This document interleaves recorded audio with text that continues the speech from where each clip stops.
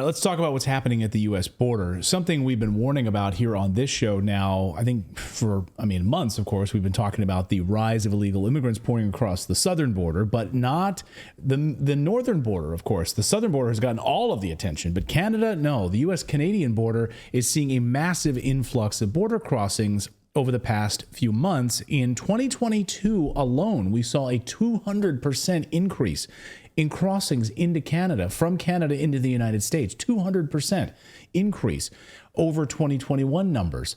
Now that number is up 700%. Listen. Let's go to the U.S. northern border with Canada, where U.S. officials report a growing number of migrants crossing into the country. One sector of the tri-state area says there has been a 743% increase in illegal border crossings in the last year and a half. NBC's Julia Ainsley is reporting live from the northern U.S. border. Julia, good morning. What are you hearing there? Well, Jose, you don't usually see me in a climate like this. I'm usually talking to you from the southern border, but I'm up here in Plattsburgh, New York, where state police took us up to the northern border with Canada, showed us around, and they say that even though the numbers are nothing like what they're seeing at the southern border, they've gone up from between October and January from 150 migrants to over 1,500 just in this area alone. Yeah, just in this area alone. And so...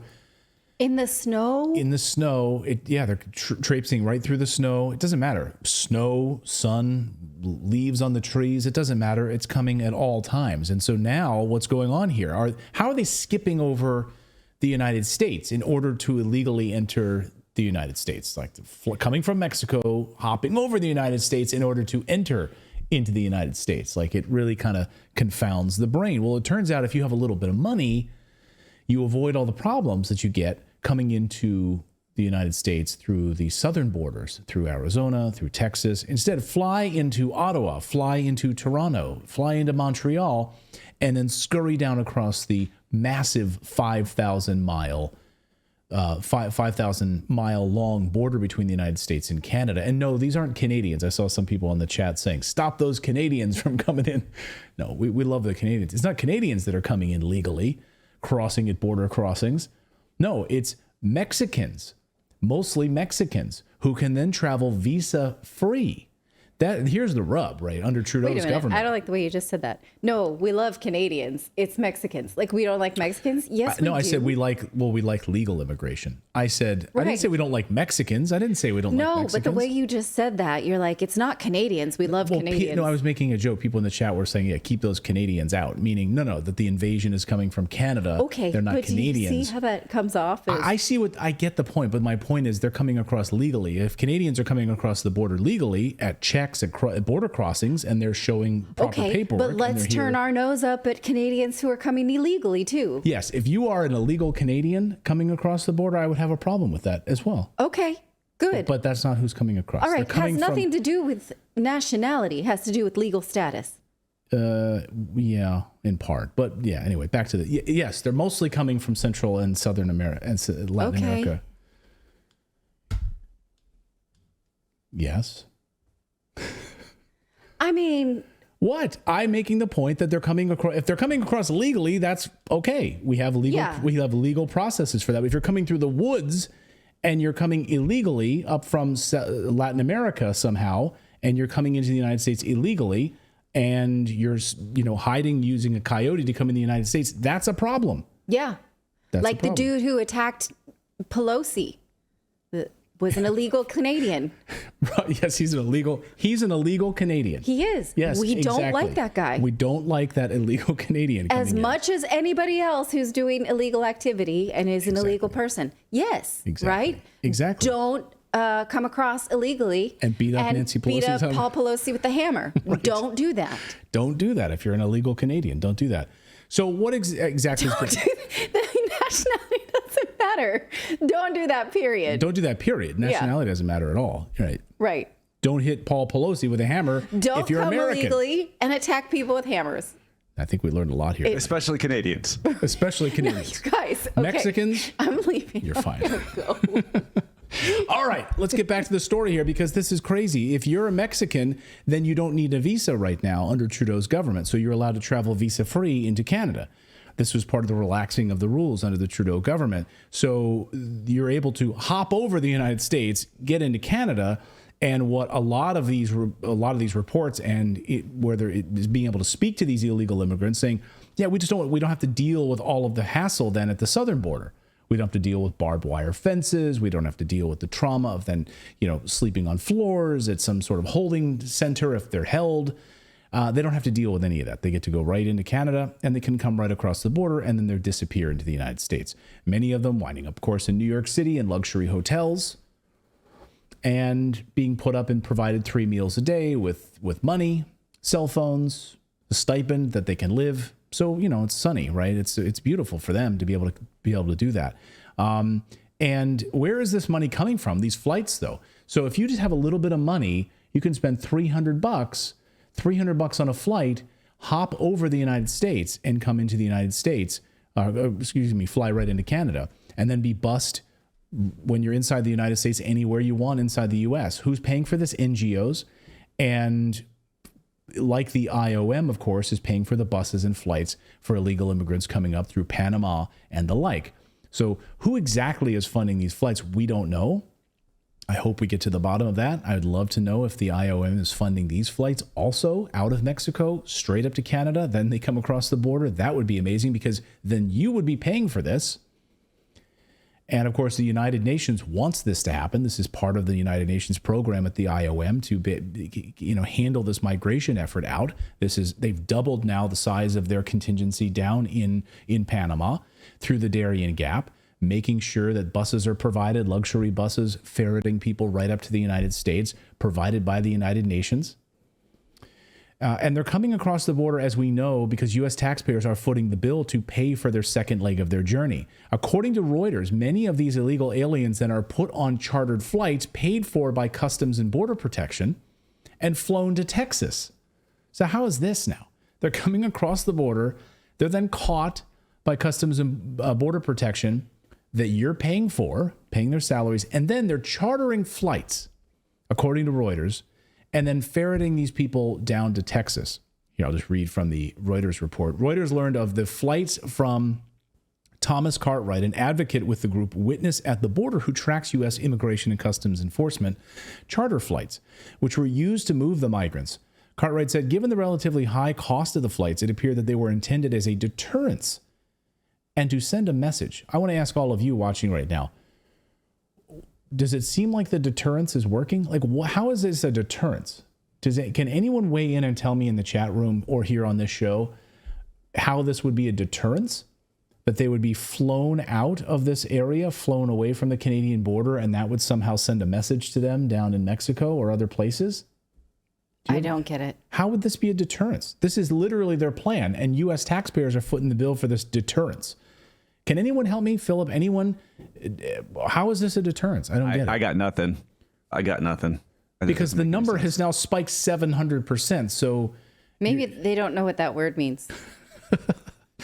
That's possible. That is possible. So here's the front page of the New York Post, though, today, highlighting this growing problem of this Canadian break-in, as they call it. Over the past 24 hours, the Post is paying attention to the story, put together a really astonishing piece looking at the towns along the border with Canada, which are being inundated with illegal aliens.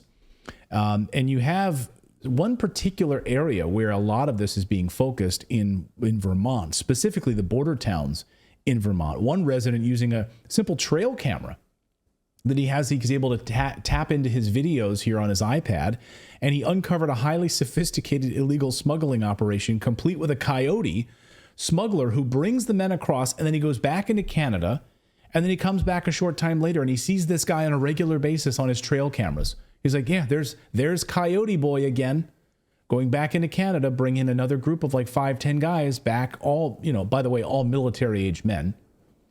Like no women and children in any of the footage or videos or photos that I've seen. And any of his trail cam footage, it's all men. And then they smuggle them back again. So these coyotes come over, then they go back. They come down from just south of Montreal into the United States. And it's not surprising when most of the U.S.-Canada border looks like this. not exactly, it'd be like, wouldn't be difficult to get across that. I wouldn't recommend like hopping on top of that. That would be the only deterrent. It would be like to do like, like a hop and then you land on that. Well, that cautionary orange, though, that's pretty intimidating. That's you're not supposed to go near that orange color. It's very official looking. Very official. Watch out for that pyramid there.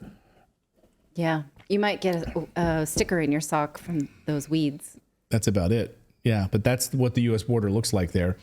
The town of Swanton, Vermont, is one example. They have seen a massive influx of illegal aliens into this particular area of Vermont, which you can see how close it is to the Canadian border. And this area, which is interesting, in fact, 70% of the illegal entries are happening right now in this area of the United States border. It's very interesting why this particular section. It could be, of course, that Montreal has a lot to do with it. Like flights landing in Montreal, and it's a very close then drive to Swanton, which is only a 10-minute drive there to the border. So they're all congregating right there near Lake Champlain. Here's what the New York Post has to say about this. Experts say migrants who make it to Mexico and have the money for a $350 one-way plane ticket from Mexico City or Cancun or Montreal or Toronto in Canada have caught on to the fact that they're less likely to be caught along the northern U.S. border. Border Patrol also appeared stunned at what's happening up there at levels that they've never seen before. They're like, hey, we might have like one guy every 20 years. This is really bizarre for us. Now it's happening to the tune of thousands of illegal immigrants. Watch.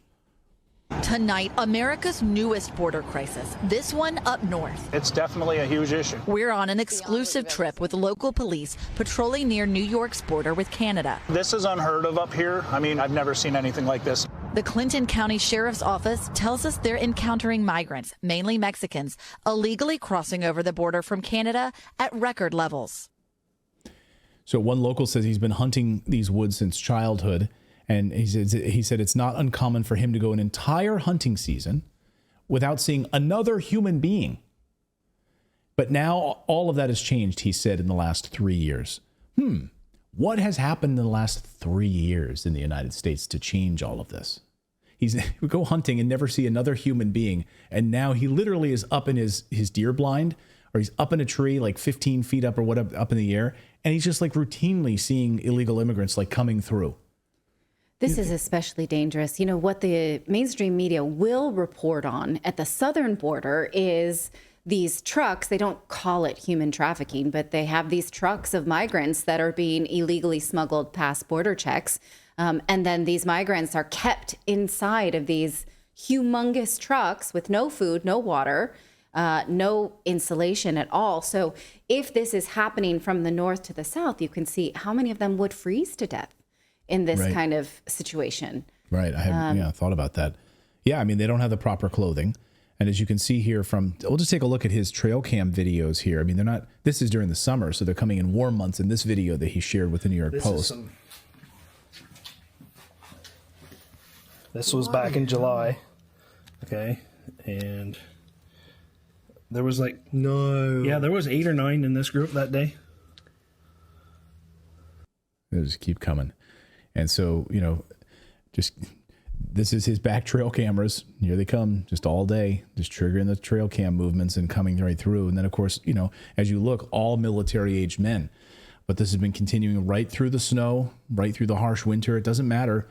And, the thing is, this is happening right under our noses. And the government is facilitating this to happen.